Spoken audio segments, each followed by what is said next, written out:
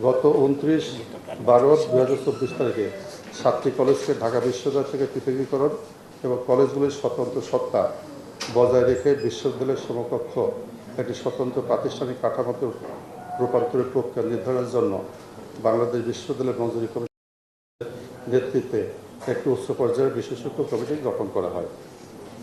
বিশেষজ্ঞ কমিটি গত 16/3/2025 তারিখের সভায় প্রস্তাবিত বিভিন্ন নাম হতে উপস্থিত সদস্যগণের সর্বসম্মতিক্রমে প্রস্তাবিত বিশ্ববিদ্যালয়ের নাম হিসাবে ঢাকা কেন্দ্রীয় বিশ্ববিদ্যালয় নির্বাচন করা হয়। প্রস্তাবিত ঢাকা কেন্দ্রীয় বিশ্ববিদ্যালয় স্থাপনের কার্যক্রম ত্বরান্বিত করার উদ্দেশ্যে গত 19/5/2025 তারিখে ঢাকা কলেজের অধ্যক্ষ অধ্যাপক AKM ইলিয়াসকে সরকারি 7 কলেজের অন্তর্বর্তী প্রশাসনের প্রশাসক হিসেবে নিয়োগদান করা হয়।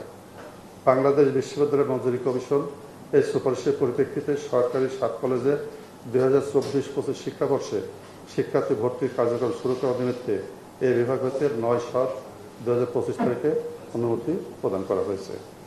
স্ব কলেজের বিদ্যমান অবকাঠামোতে সুবিধার্থী শিক্ষক জনবলের সংখ্যা এবং অন্যান্য প্রয়োজনীয় প্রাতিষ্ঠানিক সক্ষমতার সাথে সামঞ্জস্য রেখে 2024-25 শিক্ষাবর্ষে বিভিন্ন বিষয়ভিত্তিক ছাত্র ভর্তির ক্ষেত্রে যৌক্তিকভাবে আসন সংখ্যা নির্ধারণের জন্য অন্তর্বর্তীকালীন প্রশাসনকে এ বিভাগ অর্থাৎ মাধ্যমিক উচ্চশিক্ষা বিভাগ হতে গত 24/7/2025 তারিখে নির্দেশনা দেওয়া হয়েছে।